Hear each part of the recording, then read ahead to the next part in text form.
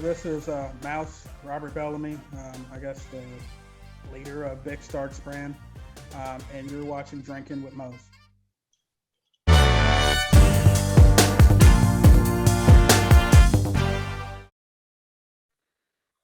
All right, everybody, welcome to Drinkin' Moe's.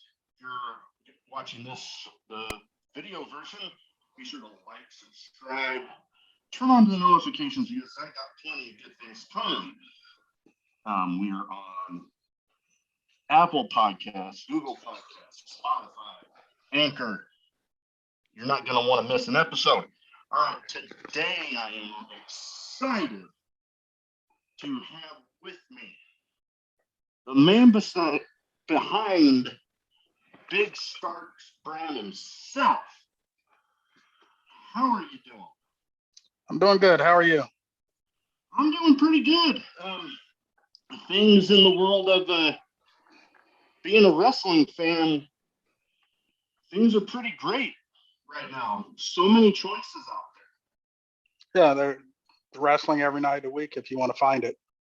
Yeah, if you want to find it, it's out there. I think it might be fitting to start off the show with something that you tweeted about just shortly before we started here. You have a friend of yours going through trying to raise money for transportation for getting the cancer treatments. Yeah, I have a buddy named Jason. I met him at a previous job I had. Good dude. He used to do like music and stuff around Louisville.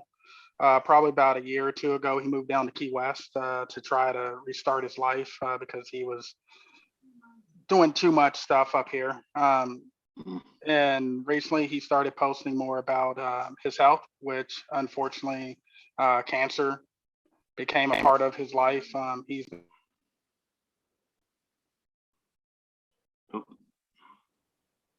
Uh, I'm not hearing it. There we go.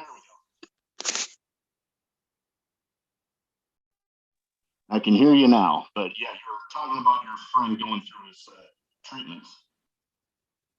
Yeah, he just needs help with trying to make the drive there because he was telling me more about it that the cost of living, the cost of getting his tags renewed, things like that is very expensive. So just the ability to move around down there because he's located in Key West right now, and he was just indicating that the cost of living there is just very, very high. Um, so I told him, I asked him permission. Hey, can I post this? I figured that maybe I have enough reach to help him reach his goal. Oh, definitely. And anything I can do to help out, I'll be in the podcast and the video version of this. I'll post that link to the GoFundMe to make sure, hey, maybe we even get him past his goal. Yeah, that's the hope. That would be awesome. All right. One thing I like to ask everybody that comes on is what got you started as a fan of wrestling? Because everybody has their own story. Just been a kid. It would come on TV on Saturdays. So I think it was what Superstars or something, whatever it was. You start seeing like matches of Hulk Hogan, Ultimate Warrior, stuff like that. And then you and your buddies will go wrestle around or make cardboard belts and stuff like that. And I guess I was just one of the handful of people that continue to pay attention to it post that. And then, everybody start picking it back up and loving it again in the Attitude Era. And I just never stopped. Everybody else moved on to other things. I just kept going. And as you start moving up in life, you start getting a little bit more money where you can do a little bit more stuff when it comes to wrestling, like actually go to shows or purchase equipment to involve yourself with it. So that's kind of where I progressed to. That's awesome. And I know a lot of the guys back in that Hogan era were a lot of what got me started. Guys like Hogan, Warrior, the Road Warriors. Those are favorite ones. The crowd react to that. And I actually got to see him live once, and it was amazing. I was on my feet the whole Yeah, time. there's nothing like people talking about the Road Warrior pop. Like, there's nothing greater than LOD, the Road Warriors, stuff like that. Like, one being a football player, two dudes coming out with shoulder pads caught my attention. Oh yeah, man, nothing would catch your attention like them spiked shoulder pads. Man, they're soft. Right now, you are known for the big Starkz brand. And the photography side of things. What was it like getting all that started? Well, I met a guy named Ichiban Drunk. He's a photographer out of like Michigan. He would shoot freelance. He would come down to IWA every once in a while and shoot that. He would shoot AIW.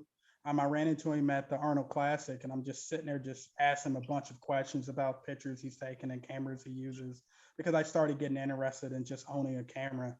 And literally a picture of ACH doing a 450 like sealed the deal for me. And like I immediately just jumped on like QVC and bought a cheap beginner's camera just to see if I liked it. And it just started snowballing from there. Before I knew it, I was addicted to buying camera equipment.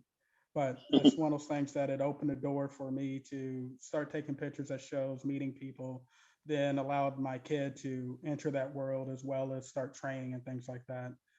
Literally, without me picking up a camera a few years ago, we wouldn't be here. And that's awesome. Like, you're all over the place now. I mean, Billy Starkz, even she's doing amazing things. I there's just so much that you're involved in. I think, and correct me if I'm wrong, I think I saw that you were at the most recent Wrestling Revolver show.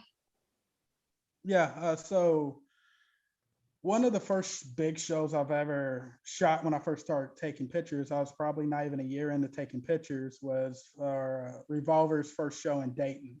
A photographer friend wasn't able to shoot it because she had to go do a photography gallery that she had set up.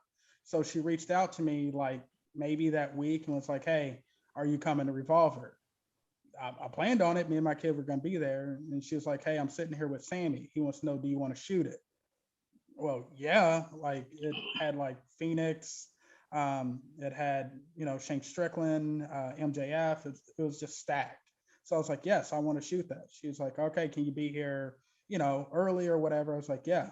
And I just remember the first time like going to a show like that early, like I walk in and I immediately run face to face with Sammy's manager at that time, and I'm like, I'm looking for Sammy, and then he comes running around like a chicken with his head cut off. I'm like, yo, I'm Maggie's friend. I'm here to shoot the show. He's like, gave me a rundown on what he needed in like 10 seconds. I'm like, I did not hear a word he said. I'm looking at my kid like, what did he tell me I needed to do? So she reminded me what we needed to do. And then like start doing the handshake stuff, which we weren't used to at that time. But like, I'm seeing Phoenix without his mask, and I'm like looking at the kid. I was like, I think that was Ray Phoenix. And we're just like thinking like we shouldn't be here. What's going on? But it just starts snowballing from there. And like I think because of that show and when I started, I've probably been one of the most consistent photographers at Pro Wrestling Revolver. There's only been like a handful of shows that I've missed, and most of it's been due to me and the kid needing to be somewhere else. Okay. Yeah, I mean, you mentioned the stat card they had that night. Seems like vast majority of the Revolver shows have pretty stacked cards. I unfortunately only been able to make one myself, and it happened to be kind of a last minute decision. Guy that was the best man at my wedding is a local wrestler, and we were at my bachelor party. We're having dinner. He's like, "Hey, you want to go to Revolver?" I'm like, "Okay." And then that night we were meeting, like, we met Rich Swan.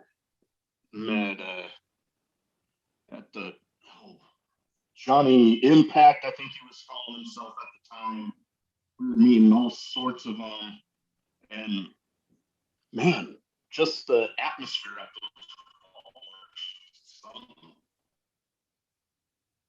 Oh yeah, Sammy puts on a really good product.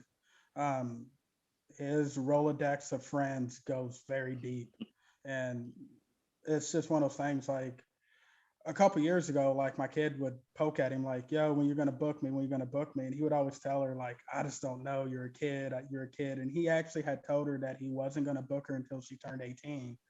And then come around the end of September, beginning of October, he sent me a text and he was like, I know I said one thing, but like the kid's been killing it over the past year, and I've been talking to Jess a lot. I'm gonna book the kid. And I was like, okay. He's like, do you want to tell her or do you want me to tell her? I was like, it'll be better coming from you because you were the one who said you wouldn't book her. And like he shot her a DM to let her know, hey, you're on the next card. And we didn't get to see her initial reaction because she wasn't around us whenever she got the DM. But her mom was picking her up from either boxing or karate or something, and she turned her camera phone on and started like, "Hey, check your phone." And she started laughing and saying, "I already seen it." And then she starts celebrating, and like I was able to send Sammy the video because it's one of those things where 2 years prior to that, he was like, I just can't do it. I can't do it. And for him to break his own rule. And it's one of those things where he would keep tabs on her and like send her messages or send me messages to say, she's doing this well, she's doing that well, she could fix this, she could fix that. And like he would just tell me, he was like, yeah, we're on our way down to, TV taping in Nashville. And Jess has just been watching Billy's matches. And it's stuff like that where it's like, none of these people have to take their time out to help her do anything, but that just shows the work she's putting in and also the friendships and relationships that we've been able to build just from me buying a camera a few years ago. Yeah, Sammy is definitely one knowledgeable guy when it comes to wrestling. Got a great mind for it, and well, I sure wouldn't mind having him on the show. But he's a pretty busy man. I hear he's probably going to be making his return here soon. What was that? I didn't hear the last part. Oh, I hear he's probably going to be making his return here soon.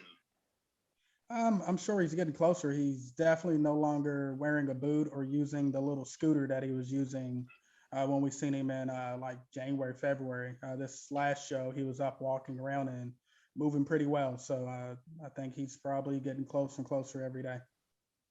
And that's going to be one exciting time when he does. One thing I was curious about when it comes to going back to Big Starkz brand, what is the criteria you have? You see all sorts of wrestling Starkz brand. What goes into each and like who you put that name Well, it honestly, the Big Starkz brand stuff started as a joke. It was a joke between me and my kid because the early part of the lockdown, the early part of all of us shutting the world down was very tough on her.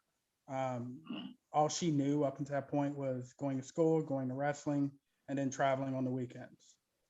She wasn't at school anymore. She wasn't traveling on the weekends. She didn't even know if she could go practice wrestling. So she had lost all the things that she knew. So, on? it became a very dark period. Then you couple that with speak out, and she's watching people that were mentoring her that she looked up to being put on lists, and things became darker and harder, and she just got to a point of asking herself, like, who am I going to be able to learn from? Who's not a bad person? Like, who is a good person? Like, who can I put my trust in? Who can help me? And it's one of those things where I'm a big fan of LeVar Ball. As much as people might think that this man's crazy, I think he's a great father, especially coming from, being a black kid and a father that wasn't present. So a father that's present is going to catch my attention. Like, This dude's there. Whether you like him or hate him, you cannot say this dude's not for his kids and not around his kids and not trying to guide them. So right there, I just told her and start tweeting out that I'm going to be the LeVar Ball of pro wrestling. I will protect my kid at all costs. And then the graphics guy for our Black Label decided to make a logo, and we started running with it. And then it's one of those things where there was a certain people that already gravitated around us. So the way I looked at it, as long as they were good people and I knew they would be there to help each other and help my kid, F it, you can be part of big Starkz brand. So that's where like Calvin came from, Lee came from, Trey, Cole, all these people that just were always around us. Either they were in the cars with us or on shows with us, or willing to do anything for us even before it became a thing. So these are people that I knew my kid could always reach out to and help. Like they would help her. So like whenever she wanted to practice her Japanese and stuff, she would like literally write in Japanese to Lee. Her and Lee would have conversations in Japanese and trade stuff. Like he's trying to learn it, she's trying to learn it. So they would share with each other what they know to try to help each other. Trey would come and, roll around with her down here. Cole would come and wrestle with her. Like Aaron Williams would pop over and like whenever she was having a bad day and just wrestle with her. Like Slade, Adam Slade would come around because he's local and he would wrestle with her. So Calvin would like pull her to the side and give her advice, give her that big brother advice about wrestling. So it's things where these were just started with people that were just always around us. Then it started gravitating towards people that became part of our extended inner circle and things like that. Then it became where people just wanted to be part of it. And like the running thing is that people don't realize there's really no criteria for real to be part of it. It's just, I would tell people, just tweet out that you're in it. I don't care. Because at the end of the day, the more people wearing it, the more merch money my kid could probably make. The more we can put spotlight on people that are unseen. Because it's one of those things like Sonico took it to the West Coast, and one night he just messaged me, hey, can I create a West Coast chapter and just start putting people in it? As long as they're good people, I don't care. And he just started plucking these young kids that are upstarts and started putting the brand on them. And before you know it, I felt it helped a little bit to make people turn and look and like, who's this kid? And then you have, like your Nick Waynes and your Titus Alexanders, your Ketas, your D Rogues and stuff like that, where these are people that are out west, killing it, and they're going to be bigger names in the next couple of years. And these are just kids that just needed a spotlight. And somehow this silly thing that started as a joke is something that's able to give people a spotlight. And that's all I want to do. I just want people to celebrate what they love. That's awesome. That's one thing I'm kind of hoping for with this show even is to maybe give a little bit of a spotlight to some of the indie wrestlers out there that might not necessarily get seen as much as some of the other people out there. And, if I can give people a fun place to come and talk wrestling, I'm all about it. I actually just recorded with the guy, the violent gentleman, Miles Blackwell, who follows me on Twitter. Thank you to him for coming on and recording with me yesterday. But we were talking about how he felt that coming on the show, he felt like he was like just sitting on the porch drinking a beer with friends. That's what I want. That's what I want with the show. I want people to, have a good place because, like you mentioned there for a while with the whole speaking out movement, especially with wrestling, it wasn't a bright time. There was a lot of wondering, like, oh, is this person good? Where are they hiding? And, I want to help highlight some great people out there. Yeah, it's one of those things I definitely learned highlight the good or the stuff that you love when we went to New Texas the first time. We were tired. It was after the Fight Forever stuff. Me, the kid, and AJ caught a flight early in the morning to get to Houston. We maybe got a couple hours of sleep. I had my camera. I thought about shooting the show. Then I said, F it, I'm just going to sit here and watch. And I had the time of my life. As each person's coming out, I'm like, who's this guy? Who's this guy? Because I had no clue what was going down in Texas. About all I knew about Texas is ACH is from Texas. That's Mm. all I knew. And then out comes Brian Keith, and I'm like, what is this? And I was hooked. And I'm just tweeting and talking and tweeting and just going like, what's going on? Then after the show, I'm bugging AJ, put him on For the Culture, put him on For the Culture. Like, this is the guy. You put him on a GCW show and that music hits, he's going to be an instant star. And just to see how much New Texas has grown since we first found out about him, see how much, Brian has grown, Q, all these guys that are down there, and how big and popular they've made the Texas scene. It's just cool to watch like that growth. And Mm. like I've talked to Q about it, just like people need to quit hiding people, like thinking, I don't want nobody to know about this big star.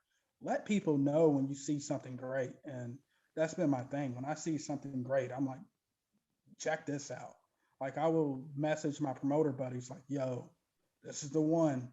Like whenever Landon Hale was moving up to the Northeast, I was in anybody's inbox that I knew, like, yo, you need to use this kid. Like, get him to get there. Like, he's gonna be good. You don't want to miss it. Because there's so many times Mm. where I feel like people have missed out on their chances on people, and sometimes those chances don't come back around. And if they do come back around, sometimes those brothers are worth a lot more money than they were when you could have used them the first time. Uh-huh. Totally agree with you. And that's another thing that I like, especially with this show, is trying to highlight some of that myself. And if somebody catches my eye at the show, I'll be like, just walking up to them, like, what would you feel like being on my show? Give you a platform to introduce yourself to some more people. And I've had a great response. So anything I can do to help out pro wrestling in general, but especially independent wrestling, that's since my time coming back from the military and some of the mental health stuff,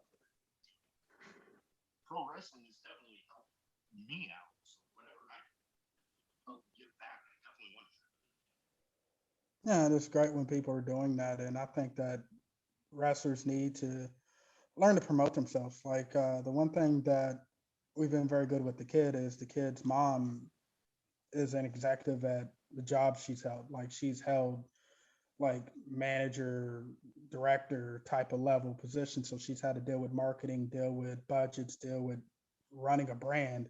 So that's how she's always treated the kid from day one, is treat her as a brand. So even when the kid doesn't really want to talk to people, it's like you got to promote yourself. So that's why the kid keeps the crazy schedule she does and somehow is able to maintain what she does because her mom's organizing it. And it's like, yo, you got to do this. You got to do this. And I think it's something that's literally helped her grow her brand over the past 3 to 4 years or so. Is because she puts herself out there as available for bookings, available to talk to people. Like it's very rare. Like I think this was the first time in a long time that her mom kind of shut down taking podcasts or interviews or anything because the kid just kind of needs a break to focus on Mm. the stuff she needs to handle and focus on finishing the rest of her school year. But like Yeah. she spends, a couple hours every week doing a couple interviews because I think it's needed. And I think that's something that some of these kids who need to highlight themselves are missing. Either they're not getting offered or they're ignoring those offers. Mm. Yeah, I mean, I've had a few people that don't respond, and I'm just out there reaching out to whoever will respond, and I'm just like, what? What's the worst that can happen? They don't respond, Yeah, the worst thing you and get is a no. and that too, yeah. Either don't respond or get a no, and I've been very grateful that I haven't got too many of those. So I continue, and one area I'm definitely wanting to try and get a few guests on is women's wrestling because it's come a long way from where it used to be considered the bathroom break match. You know, you would see a women's match. Oh, I can go to the bathroom now. Now it's like some of the highlights of a lot of shows. Well, what you got now is you no longer have women being handcuffed.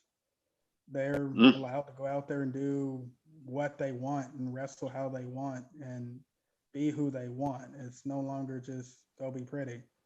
They're going to do everything. They're going to be pretty. They're going to be fierce. They're going to be athletic. They're going to do great things. Like one of my favorite wrestlers is Kylie Ray. I think Mm. hands down in the world, there's not many wrestlers, men, women, non-binary, whatever, all in between, bears, whatever. There's not many wrestlers out there that are going to be better than she is. When she wants to be at her top, she's there. And like that's one of those things. Like I used to bug Mikey Blanton for Black Label to like push him to like give my kid Kylie. And like one time he told me like I got her, and he's like, here's a graphic, and it was my kid, wrestling. And I think I wanted that match for my kid more than my kid wanted it. But it's those people where she's just that good, and I think there's plenty of women are that good. It's like the first time I seen Charlie Evans, um, her and the kid wrestled at Freelance Underground, and I'm like, oh. And I had already booked her to wrestle on my show the next day because she's dating a good family friend of ours. So it's like, oh, and I had really never paid attention to her matches, but watching her with the kid, I'm like, oh, the match that I just booked is going to be fantastic because if she had a good match with my kid, her and Aaron Williams is going to be great. And like her and Aaron Williams, they overshot my expectations. I was like, oh, wow. And it's stuff like that where there's plenty of them like that. Like recently in Dallas, I was sitting there taking pictures of the U.S. versus the world at WrestleCon, and Jessica Troy came out, and then later that night she wrestled Kobe Durst at Black Label. I'm like, why did she only have like two bookings that weekend? Like, like I'm messaging like Mikey or whoever would listen, like, why did this lady come from Australia or whatever and only have two bookings? Like, she's fucking fantastic. Like, why didn't y'all book her? And like I'm sitting there, then I tweeted out like, yo, next year in LA, it should be an Aussie takeover. Like if she doesn't have a ton of bookings and if there's some other hidden, gyms in Australia or whatever, and they don't have a ton of bookings, then there's something wrong with the people booking because she should be on every show next year. Like I was extremely surprised. Like the way she wrestled, it reminded me of the first time like I said, I've seen Charlie Evans, where I was just like, oh, I don't know what they need to do to really get themselves out there, but there's no reason that like those two for sure should not be booked on anything that they want their hands on next year during Mania or throughout the year. Definitely. There's a lot of great, amazing uh, women's wrestling. I think it definitely needs to be high. All very talented out there. Hopefully, hopefully you're seeing get a few more on. I know I've reached out to quite a few. Uh, current state of female wrestling. What's your thoughts on the current state of pro wrestling in general? I think if anybody wants to enjoy it, there's something out there for everybody to find to enjoy. Um, I think right now wrestling's probably the most accessible it's ever been. It's realistically the most fun you could ever have if you just find it. But if you spend too much time focused on the stuff you don't like, then you're going to miss the stuff you do like. Um, there's so much.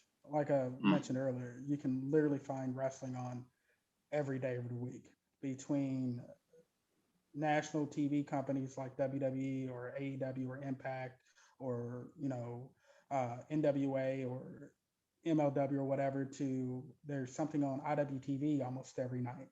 So Mm. Sunday through Sunday, you can watch wrestling. Oh yeah, and with all the streaming platforms like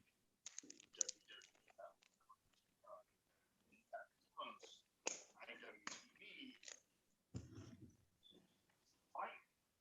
there's so much out there, and this has come up a few times that if right now is a time for find something in wrestling that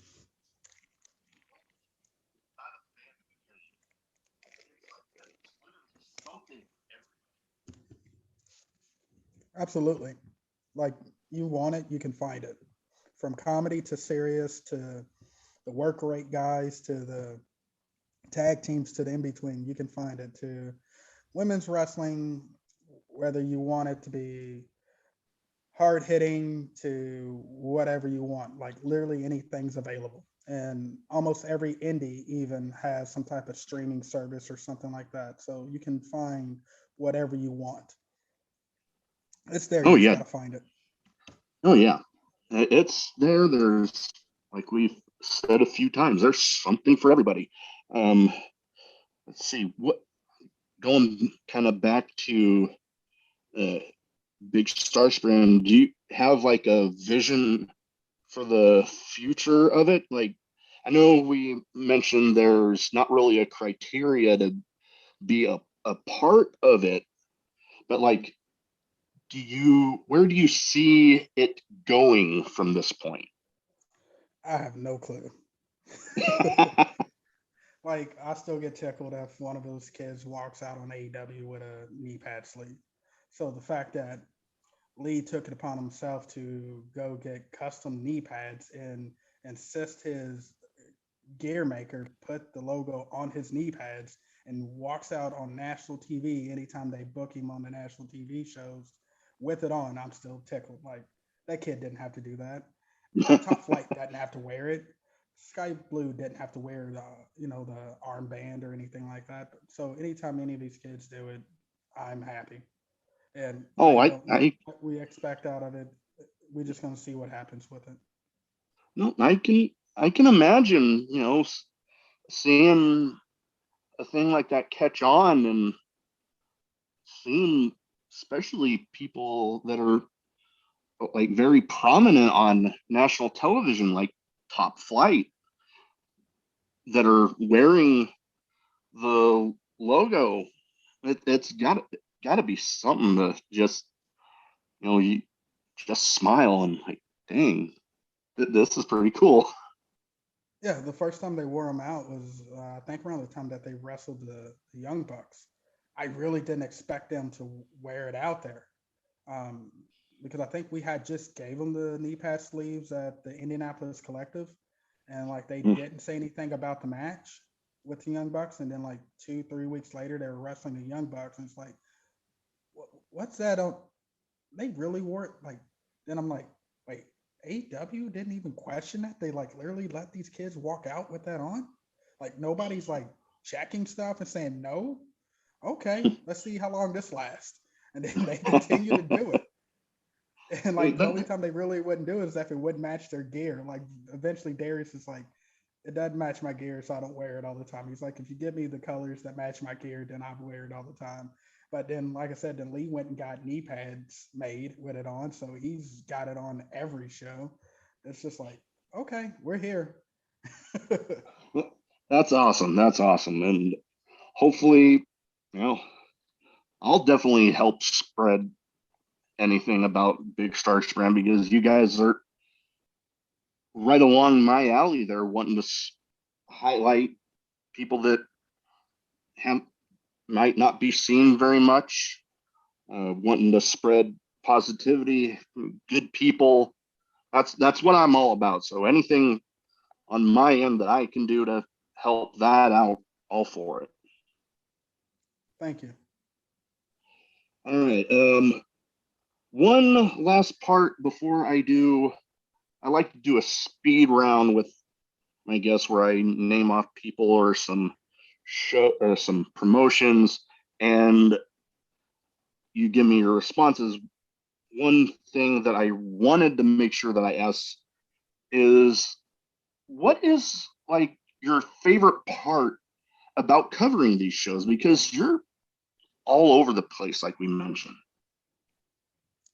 Just seeing a good show and seeing it from probably the best seat in the house. I'm literally standing in the corner on the ring. You really, besides wrestling, can't get any closer to that. Besides that, or a ref. So the stuff that I've been able to see over the past few years has been Yeah. nuts. Like every time I do anything, it's already more than already expected to do. And to be able to go Oh, back to like buddies of mine that are also wrestling fans, be like, "Yo, I shot this," or like, "Wait, a picture of mine just popped up on, you know, Sports Illustrated's website. That's weird." Like stuff like that, things that I never thought would happen. Like I just fell into or just fall into things. Like no, didn't try to do I it, it just got you. happened. So No, no, I totally understand you there. So, like I mentioned, I like to do a little bit of a speed round with all my guests. So I'll name off, like I said, some people, maybe some promotions. You give me your thoughts. okay. All right. First off, kind of mentioned earlier how I want to try to help highlight women's wrestling. One person in women's wrestling that's really catching on, it's doing amazing things over there in Game Changer Wrestling, Alley Catch. We love Allie. Allie's been around us for years at this point. When she moved up from Texas to Indianapolis, we were always around each other in the same circles. Um, First, I think really got to know her from going to Sup Graps. She actually came down last week on Wednesday and trained with the kid in the garage. Nice. Um, Another person kind of synonymous with Game Changer Wrestling, Nick Gage. Surprisingly, the nicest person you will ever meet. Like based off, if you just look at his in ring, be like, oh, he's got to be a terrible person. Nicest person you would ever meet. Like he's so nice, he freaked my girlfriend out the first time she seen him not in the ring.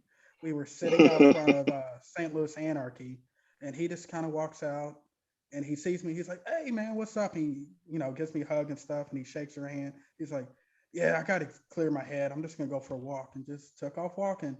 She looked at me. She's like, "That's the dude that does death matches, right?"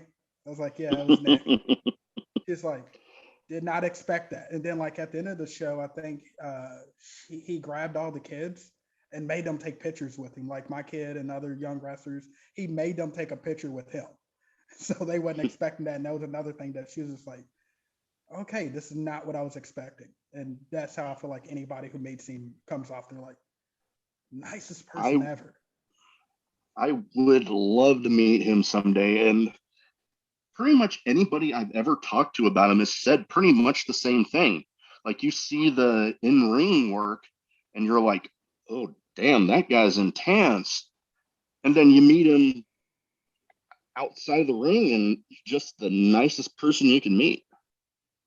Absolutely, he's all about his fans. Like anything that a fan needs that he's capable of doing for them, he will. And all right, next, a guy that was a favorite of mine when I was stationed out in San Diego. Uh, Guy that's been making his return here as of late and being on a handful of game changer shows, B Boy.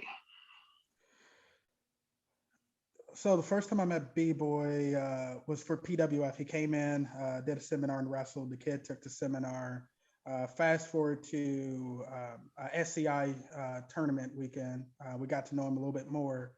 Then the following year, they were going to put the kid in futures, but then apparently B Boy reached out to the promoters and was like, "I want to wrestle her." So she was going to actually be taken out of the futures tournament and placed in a singles match with B Boy because he had requested to work with her. But then, of course, COVID hit and lockdown happened. Everything got shut down, and that didn't happen. Hmm. So after she lost her Atticus match at Game Changer, Brett actually asked her, "Who do you want to wrestle?" She said, "B-boy."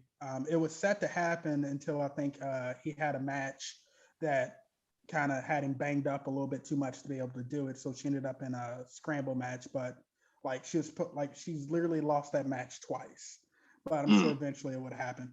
B-boy's a great dude. Oh yeah, like I said, one of my favorites, and I know whenever I hear that that match is gonna happen, and hopefully soon, I'm definitely gonna be paying attention to that one because I can just imagine that one's gonna be a great one. Yeah, should be. It's got a lot to live up to, especially since it's been called off twice. No, I can understand that. I mean, after being called off twice, it's like, man, this better be a good one. But I have full confidence that that's going to be a good one there. We highlighted a few of the people that have wrestled for this promotion, but your thoughts on Game Changer Wrestling itself? I have tons of fun there. The first time I went was NGI 2. I went up Mm. to Game Changer World with the Rejects. Um, Wildest thing I've ever seen. Not even from the wrestling aspect, but I've never seen so many photographers just running up to the ring and like so much going on. Especially there's like glass flying everywhere, and there's like felt like 400 photographers around the ring.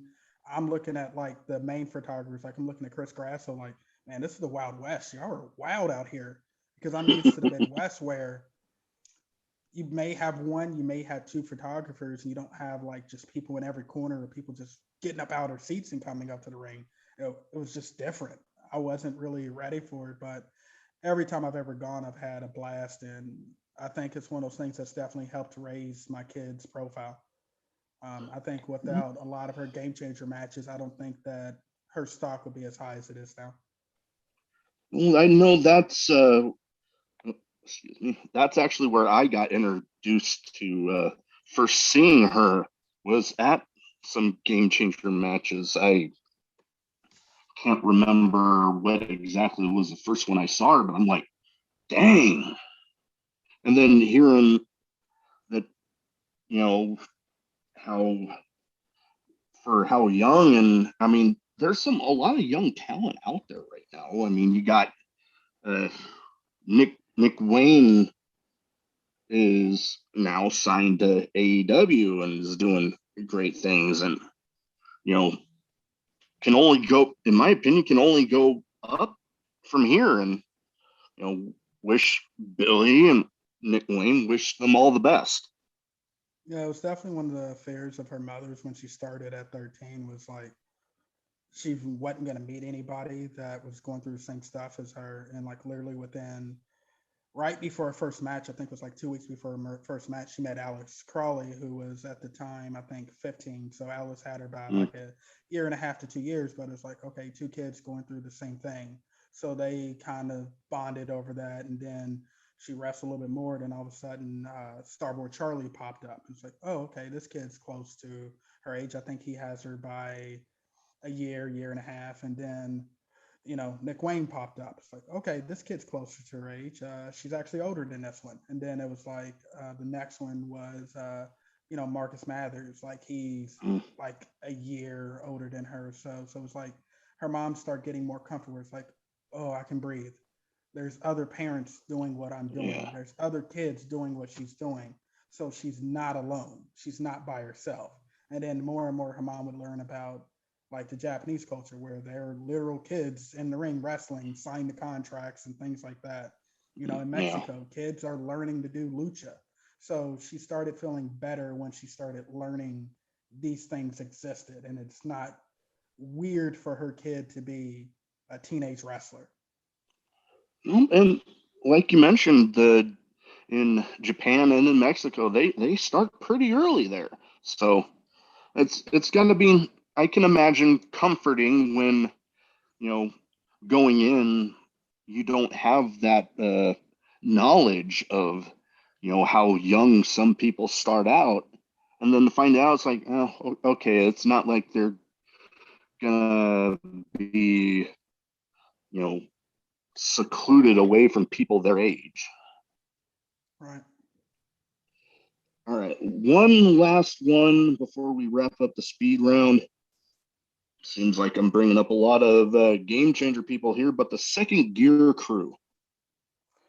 So Mance was one of the first wrestlers I met whenever I started taking pictures. I met him at IWA, and like literally our upward mobility in this world was parallel to each other.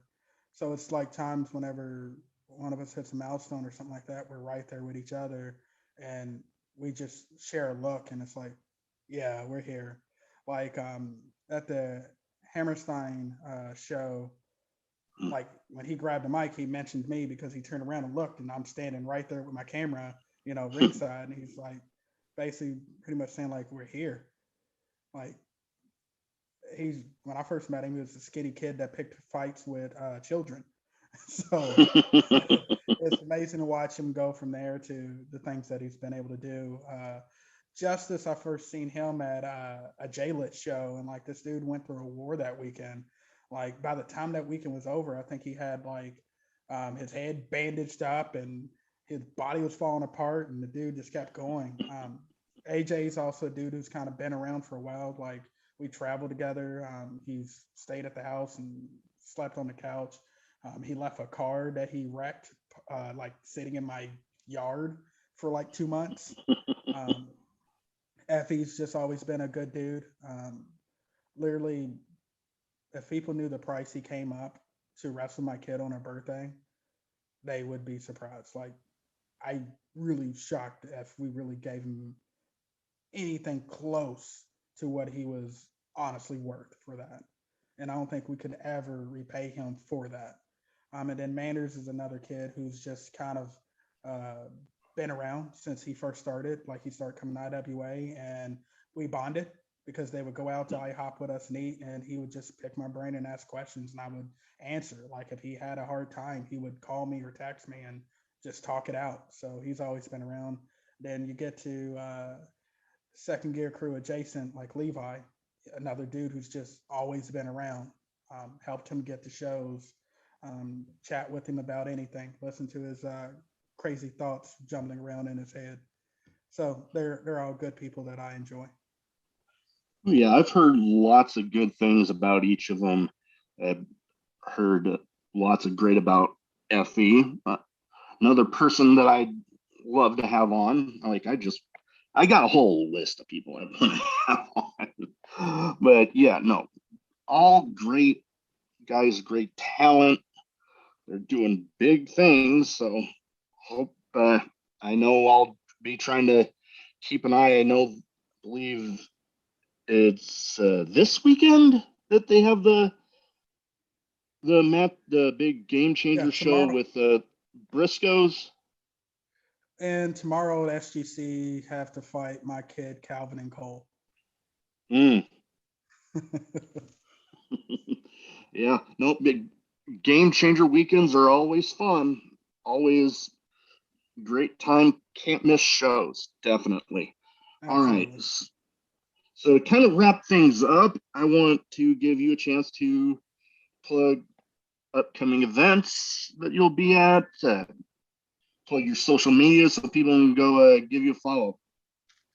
Uh, Upcoming events, I'll be at the Game Changer shows this weekend. So the one in Columbus and then the one in Detroit. And then Sunday we have our tournament that we're running at the same building that GCW is running. Also, if you're in the Columbus area, go out and see Unsanctioned Pro and OWA are running a joint show on Saturday at the same building that GCW is running. Um, don't have to worry about following me. I'm just yelling at clouds. Follow my kid, Billy Starkz, on all of the social media platforms. Z at the end. Go buy her merch at bigstarksbrand.com. Uh, Other than that, just celebrate and enjoy wrestling. Awesome. And that's about all I have for today. I want to thank you very much for taking the time to talk to me. And hopefully you have a great time this weekend at those Game Changer shows. I'm sure it's going to be a blast. I'm sure I'm just going to be tired by the time it's all over. I can imagine. Thank you very much. Yes, sir.